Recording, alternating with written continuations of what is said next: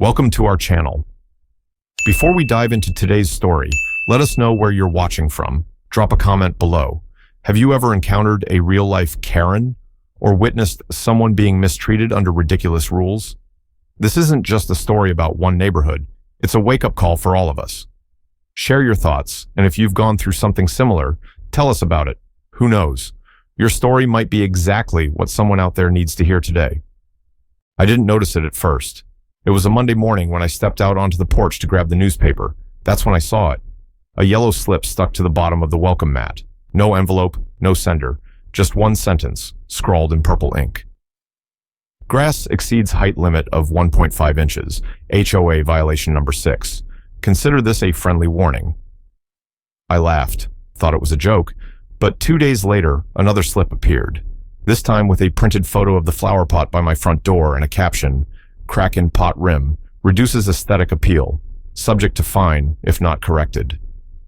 That's when I first heard her name. Karen. No one elected her. No one gave her any authority. But she called herself the Community Compliance Supervisor, always carrying a clipboard, wearing a navy polo embroidered with the letters HOAS, short for Homeowner Aesthetic Standards, a title she made up, patrolling the neighborhood in a golf cart rigged with red and blue flashing lights made of duct tape. She didn't knock. She didn't speak to anyone. Everything came in the form of anonymous notes, color-printed photos, or a single line typed in bold, underlined, Times New Roman. The next week, I received 2 more notices. One for my wind chime, which apparently emitted a sound excessively gentle and disruptive to community harmony, and another accusing a neighbor's cat of staring threateningly into Karen's window. The thing is, I don't own a cat. That's when I started paying attention. The warning slips weren't just for me. The house next door got one for a garden gnome. Mr. Liu, a retired U.S. Marine, was issued a level 3 citation for hanging the American flag too low. At first, it was laughable, trivial even. But when they kept coming, when this woman with 0 official title started showing up at HOA meetings, reading from subclause 4.12b about loitering on sidewalks, people began to feel uneasy. Karen wasn't acting alone. She recruited 2 retired seniors and a young guy named Troy, a man once rejected from a Walmart security job, to form what they called the Neighborhood Compliance Unit. They wore matching polos, carried walkie-talkie toys, and called each other code names like Control Center and Unit 3, like they were filming some low-budget suburban version of CSI.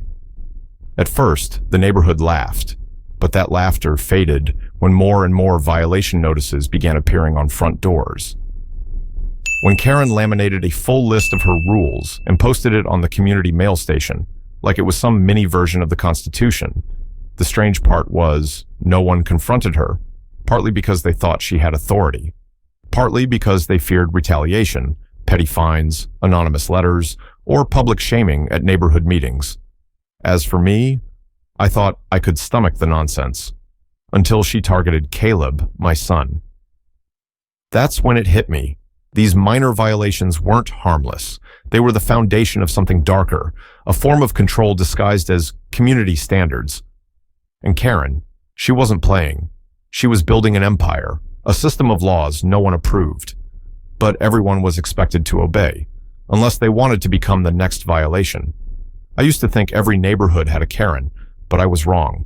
The Karen of Silver Lake Bluffs wasn't the kind who just knocked on doors to complain about speaker volume or fence paint. No, she built an entire fake organization, her own law enforcement unit. And the scariest part? People actually believed she had real authority. It started with a golf cart. Karen taped red and blue lights to the roof with duct tape, slapped a HOA compliance unit logo on the side, looked like something made in a 3rd grade arts and crafts class. But she drove it like she was operating a federal patrol vehicle, house to house, taking notes, snapping pictures, and most importantly, giving orders. But she didn't stop there. She assembled a so-called task force of 3. Eddie McCall, 74, once broke his hip slipping on decorative tile, now self-declared surveillance sergeant. Dale, 69, addicted to Sudoku and once reprimanded for yelling at a librarian, now moonlighting as environmental inspector. And finally, Troy, 26, rejected from a security job for being aggressively confrontational, now wielding a toy walkie-talkie, calling himself part of the Rapid Response Unit. They dubbed themselves the Silver Lake Area Regulatory Team, SART for short. Sounded like an actual tactical unit. They had internal code names and patrol shifts, appearing every Tuesday morning and Sunday afternoon, prime time when most homeowners were home. They wore matching navy polos, reflective duct tape armbands marked HOA, and carried clipboards full of printed warnings. The golf cart. It had a mini speaker that beeped with every turn, just to simulate a real patrol vehicle. Ridiculous, yes, but also surprisingly effective. Because when Karen and her unit stopped in front of a home to photograph an out-of-place trash bin or cite a window glare violation, homeowners often had no idea how to respond. They assumed this was an official group with actual enforcement powers. Very few realized it was all pretend. I saw it myself. Troy issuing a passive conduct citation to a teenager sitting cross-legged on the front steps reading a book. The reason? Occupying public space in a state of intentional inactivity. Another neighbor, Mr. Ben, got a knock at 6:45 a.m. for a doorbell acoustic responsiveness check. When he refused to answer, they left a citation. Non-cooperative behavior during acoustic evaluation, reassessment required. That's when I started asking questions. Who authorized this? There were no documents, no official HOA notices. Only Karen, with her clipboard, her whistle, and blind faith in her own self-declared authority. And when I confronted her at a community meeting with a direct question, "Does your group have a license to operate?" She smiled and said, "We don't need paperwork to do what's right. It's called civic duty." Right then, I knew this wasn't going to stop at potted plants or trash bin placement. Karen had built a system, a private enforcement force, under the guise of community regulation, unvoted, unchecked, and inching deeper into every resident's private life. And I also knew, if no one pushed back, this fake law enforcement unit would eventually become a very real tool of oppression. At that point, the question was no longer, what authority does Karen have? But rather, how far will we let her go before we stop her? I could tolerate being cited for bougainvillea vines growing slightly offline. I even ignored 3 separate notices about leaving my trash bin outside for over 11 hours. But when Karen set her sights on my son, Liam Carter, I knew I couldn't stay silent any longer. Liam Carter is different, 17 years old, smart, composed beyond his years. He speaks more with his eyes than with words. He doesn't smoke, doesn't get into trouble, doesn't hang out doing the kind of nonsense Karen always accuses teens of in this neighborhood. He spends his afternoons mowing lawns for neighbors, his evenings doing homework, FaceTiming with his cousin. But apparently, that wasn't clean enough for Karen. The first violation? Closing the car door too loudly in the morning. I thought I read it wrong, but no. The incident report included a note. Recurring noise disturbance, potential psychological strain on nearby residents. The second came 2 days later. Appearing shirtless while outdoors, while mowing the lawn, negatively impacts community image. It was July, 97 degrees outside, and he was doing something Karen ought to thank him for. But Karen doesn't care about truth. She cares about control. And somehow, Liam Carter became her biggest threat. Because he wasn't afraid of her. I've seen how he reacts when Karen shows up. He doesn't argue, doesn't fight. Just a raised eyebrow, a faint smirk, or simple silence. That silence drives her crazy. Karen wants compliance, apologies, fear. Liam Carter offers none. And that, more than anything, makes her lose control. A week later, Liam Carter received a warning for biking too fast in a residential zone. Karen claimed his estimated speed was over 10 miles per hour, based on visual observation from the Civil Compliance Unit's golf cart. Brent, one of Karen's minions, even said, "We considered impounding the bicycle, but we'll let it slide this time." Let it slide? I began to notice Liam Carter smiling less. No more pickup soccer games in the yard, no more walks to the corner store, just school, home, bedroom, no complaints, no words. But I saw it. I saw freedom being stripped away from my son. Then one day, While I was making coffee in the kitchen, Liam Carter walked in, face pale. He said, "Dad." Karen followed me around the whole neighborhood, talking into her walkie the entire time. I set the cup down. My heart pounded. I knew this had gone beyond citations or anonymous threats. This was no longer about the HOA or rules. This was harassment. And when Karen started taping violation notices to Liam Carter windshield for parking at an angle that disrupts visual harmony, I knew. She wasn't just trying to control him. She was trying to break him. It was like cement poured layer by layer into a pit, and I could feel it. An explosion was coming. Karen thought she could dominate this community with clipboards and fake codes. But there's something she didn't know. Liam Carter isn't just any teenager, and I'm not just any father. I had seen Karen go door to door, taping violation notices to mailboxes and shouting about community values through the mini speaker strapped to her golf cart. But I never really paid attention. Until the first name on her so-called internal watch list turned out to be my son. Liam Carter, 17 years old. Liam isn't the type of teenager who causes trouble. He's the kind of kid every parent wishes they had. A straight A student, polite. He plays soccer with the younger kids on our block, spends weekends helping clean up trash around the neighborhood lake. But to Karen, that kindness was an eyesore, because Liam wasn't afraid of her. He looked her straight in the eye. He didn't bow his head. And to Karen, that was a defiant attitude. The attacks started small. A notice taped to Liam's windshield. Vehicle parked at a 4-degree angle off HOA alignment. Disrupts neighborhood visual consistency. He had just come home from a tutoring session. 2 days later, another slip. Unnecessary noise generated while closing car door. Potential psychological distress to elderly residents. I checked the house camera. He shut the door like he always did. Then came the more personal blow, an anonymous letter with a fake community compliance header. But the language was unmistakably Karen's. It accused Liam of frequently appearing shirtless while mowing the lawn, contributing to the moral decline of neighborhood standards. It was 96 degrees that week. He was doing yard work. Karen was hiding behind curtains, taking photos. I watched Liam change. He stopped going outside. No more bike rides. He started glancing over his shoulder. One night he said, "Dad, I think Karen's following me." Today, when I walked past Mrs. Langley's house, she tailed me the whole block in her golf cart, whispering into her walkie. Karen wasn't alone. Kyle Morton, her part-time patrol crony, often rode along, wearing a polo shirt with HOA letters hand-drawn in Sharpie and dark sunglasses like he was on a covert mission.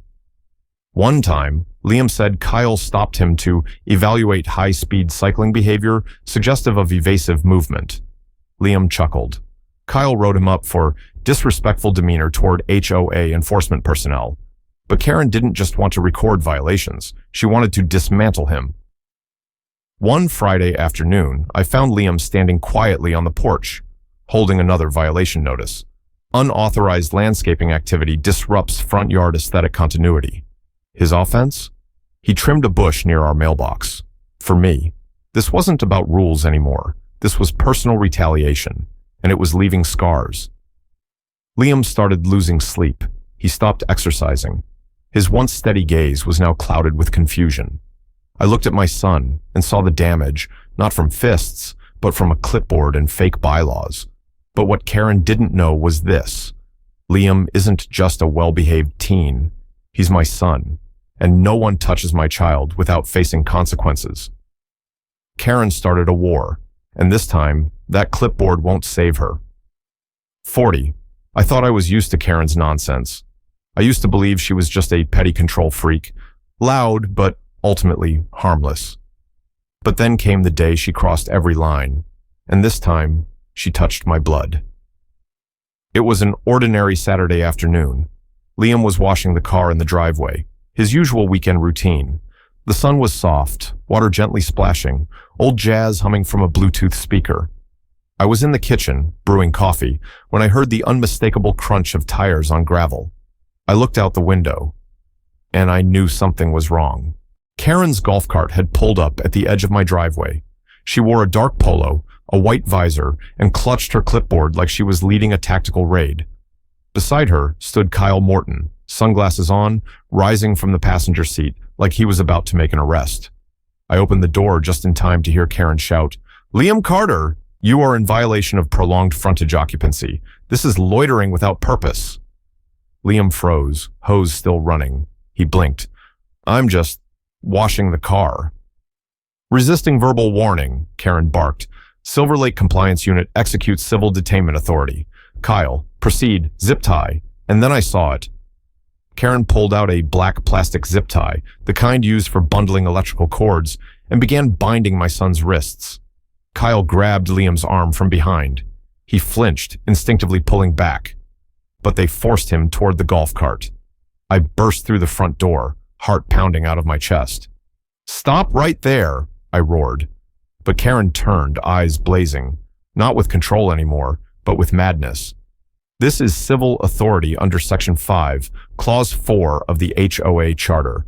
Non-compliant residents will be subject to special enforcement protocols. Liam was dragged into the golf cart, hands bound with zip ties, forced into the back seat like a criminal. I didn't have time to think, didn't call the police. I only made one call, to the one person Karen should have never crossed. "Mike," I said into the phone, my voice shaking, "Karen just abducted your godson, right in front of my house." Mike Davis, chief of police, my best friend, and Liam's godfather. His reply was like ice. "I'm on my way." Less than 3 minutes later, 2 real police cruisers rolled into Silver Lake Bluffs, sirens off, lights spinning red and blue across the pavement. Karen was now tearing across Mr. Howard's lawn, shouting into her toy walkie-talkie. "Unit 1 is mobile. Command center, do you copy?" But the command center didn't answer, because Kyle Morton, the only other unit, was sitting in the back seat, sweating through his shirt, gripping a fake radio, and having no clue what to say. The squad cars blocked her path.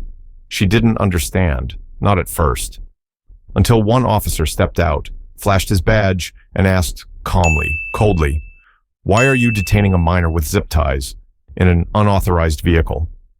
Karen's mouth dropped open. Liam sat still, wrists bound, staring at me. Not afraid, not shaken, just cold. Like he knew. Karen had just dug her own grave. 40 Karen's golf cart was still blocked off, Liam still sitting in the back seat with his wrists zip-tied, when the door of the police-issued Dodge Charger swung open. And out stepped a man whose presence alone could silence an entire neighborhood. Mike Davis, city police chief, my best friend of 20 years, and more importantly, Liam's godfather. Karen didn't even have a chance to speak. Mike walked straight to my son. "Liam, I'm okay." Liam nodded, voice steady, eerily calm. "They zip-tied me, dragged me into the golf cart. I didn't resist." Mike turned, locking eyes on Karen, who now clutched her clipboard like it had transformed into evidence against her. "Ma'am," Mike said, voice quiet but razor-sharp, "you've made a series of serious mistakes." Karen raised her chin, still trying to summon the arrogance that once made neighbors tremble. "Officer, I'm enforcing the Oak Ridge Community Conduct Charter. That charter doesn't exist." Mike cut her off, motioning to another officer who immediately moved in to cut the zip ties off Liam's wrists. "You have no authority, no legal standing within any enforcement agency, and what you just did is unlawful detainment." Kyle Morton was drenched in sweat, trying to quietly step away from the cart, but another officer blocked his path. "He called it a community safety hold," I added coldly, "but let's call it what it really is, kidnapping." Karen took a step back. The conviction in her eyes wavered. I'm the volunteer compliance chair of the HOA. I have the right to intervene when residents violate— "Do you have proof," Mike interrupted, "that Liam violated any law?" Karen raised a sheet of paper printed in purple ink. "Exceeding maximum occupancy time in the front-facing zone of residential property." Mike nodded, then reached into his coat and pulled out his badge. "Here's mine, issued by the state, and I have the legal authority to arrest anyone impersonating law enforcement, unlawfully detaining a civilian, or using restraints on a non-resisting minor." Karen tried to protest. "We were elected by the community. I was voted into leadership." "By 3 votes, I said, 2 of which were your relatives. The third, The guy you sent a Starbucks gift card the day before ballots closed. A crowd had started to gather. Neighbors stepped closer, phones out, recording, their faces no longer afraid, no longer silenced by clipboards or fake codes. An officer held up a zip-tie bag. This alone is enough for a criminal charge.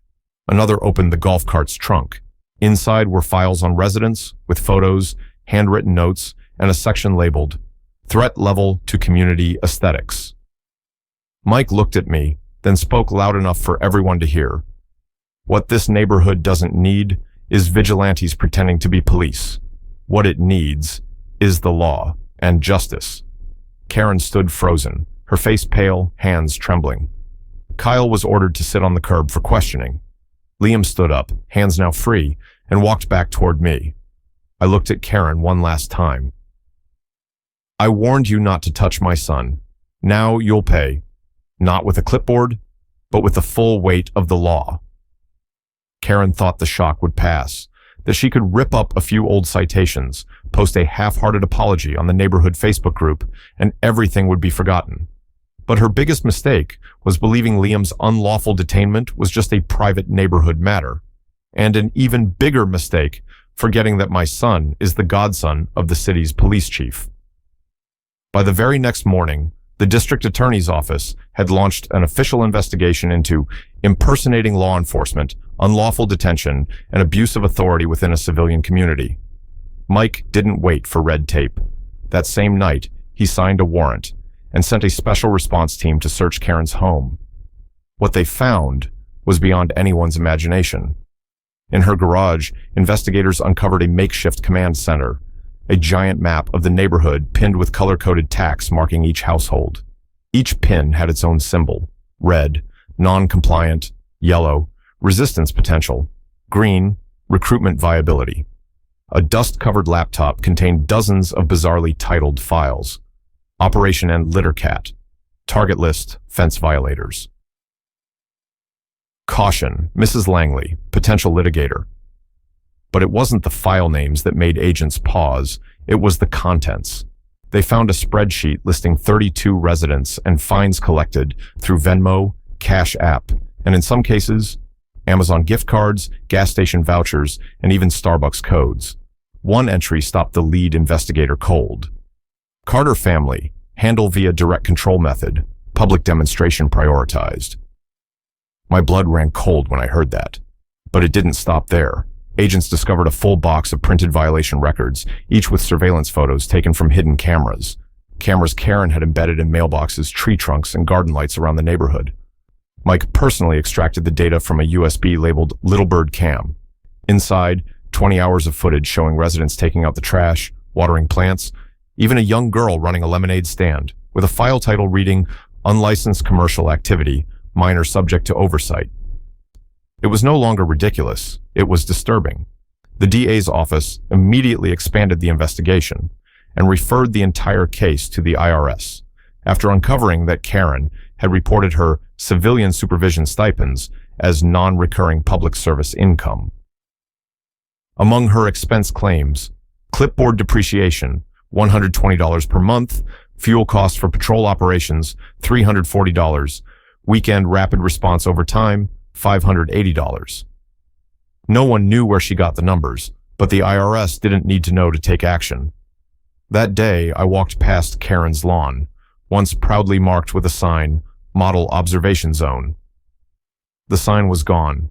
The golf cart with the fake flashing lights had been confiscated, sitting in the city impound lot, and on her front door was a large, laminated official notice: "Cease all self-appointed civilian oversight activity. Under active investigation. Further violations may result in criminal prosecution."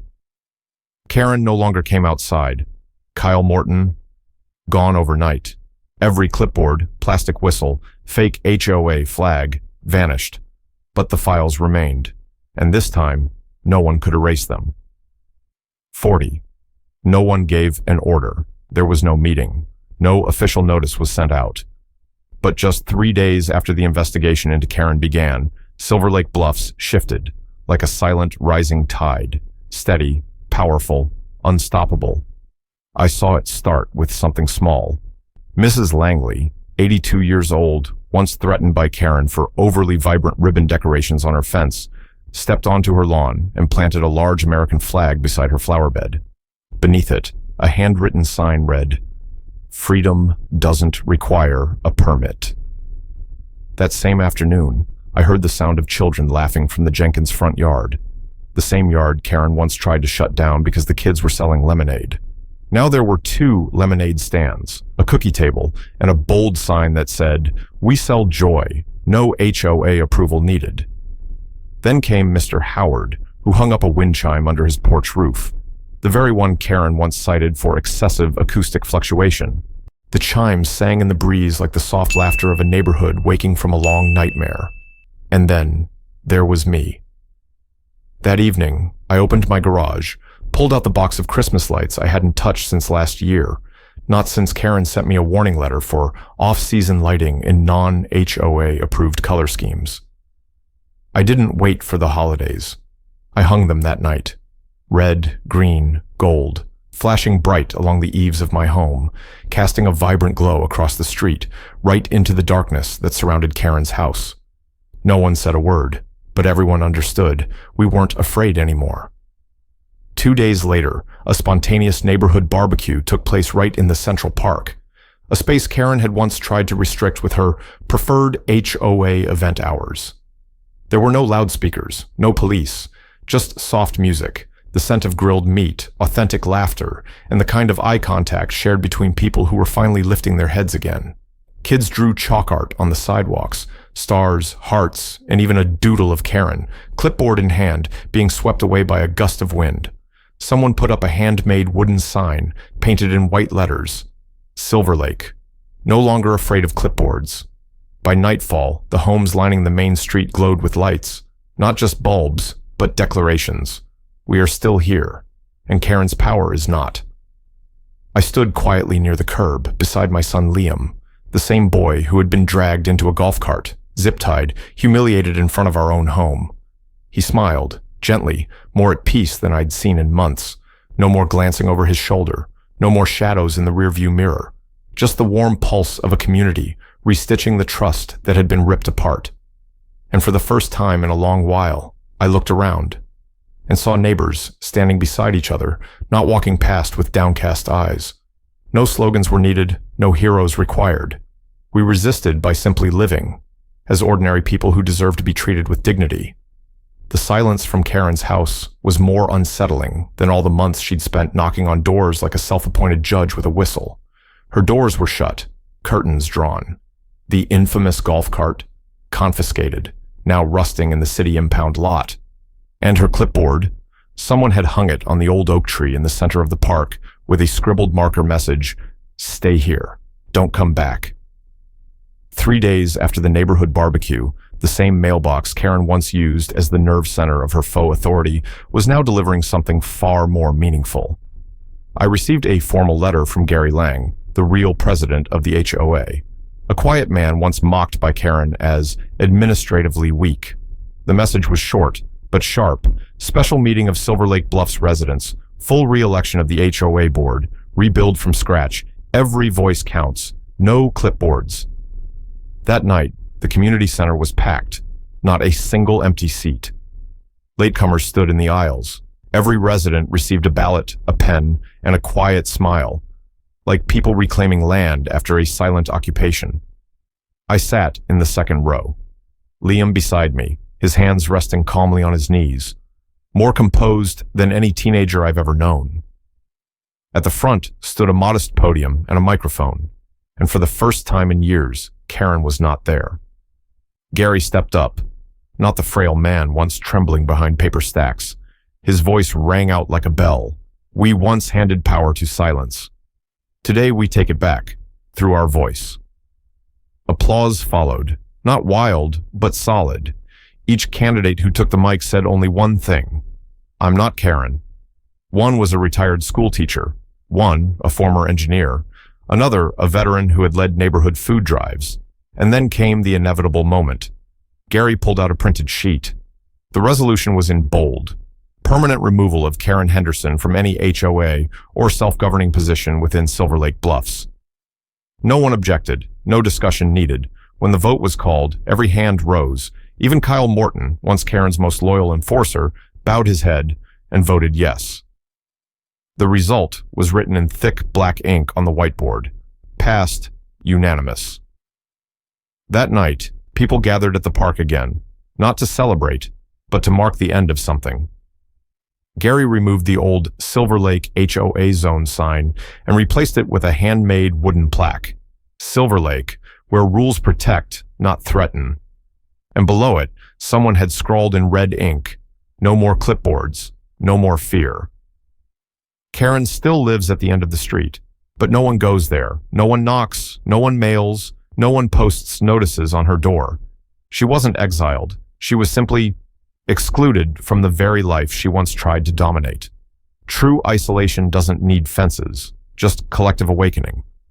The story of Karen, the woman who abused the name of the HOA to manipulate an entire neighborhood, isn't just a darkly satirical tragedy. It's a profound reminder about power, silence, and the unstoppable strength of a united community. In today's world, power doesn't always wear a badge or carry a gun. Sometimes it comes in subtler forms, vague regulations, the symbolism of a clipboard, and manipulators who know how to exploit collective fear. Karen is the embodiment of that kind of power, petty but dangerous when left unchecked. From this story, we learn that silence is never a sustainable strategy. The residents of Silver Lake Bluff stayed quiet for too long, out of fear, out of a desire for peace, or because they believed, "It won't happen to me." Until the victim wasn't someone else, but a 17-year-old boy zip-tied and hauled into a golf cart like a criminal. And in that moment, the neighborhood woke up. Lesson 1. Always question any authority that claims to act in the name of the greater good. Not everyone with a clipboard has power. Not everyone who preaches rules delivers justice. In life, many people will try to impose imaginary limits on you. In workplaces, communities, even personal relationships. What you need is clarity and the courage to say no. Lesson 2. Real strength lies not in individual defiance, but in collective resistance. When a community chooses to stand on the side of what's right, through quiet acts, shared unity, even the most entrenched controller cannot stand for long. Collective action doesn't have to be loud. It can begin with an open door, a kind greeting, a town meeting, or simply standing together in silence, but never in neglect. And finally, this story reminds us, no one has the right to control you through fear, whether at home, at work, or in your neighborhood. If you ever feel suffocated by someone hiding behind the mask of doing the right thing, be brave enough to stand up. Or at the very least, speak up. Because when one voice speaks, others notice. And when many voices stand side by side, justice stops being a slogan and becomes reality. We hope this story stirred something in you, whether it was outrage, emotion, or a renewed belief in the power of a community that refuses to stay silent. If you believe this is a story worth sharing, hit that like button, subscribe to the channel, and share the video with anyone who's ever felt controlled by a so-called Karen, hiding behind fake rules and false authority. What did you think of the ending? Was justice truly served?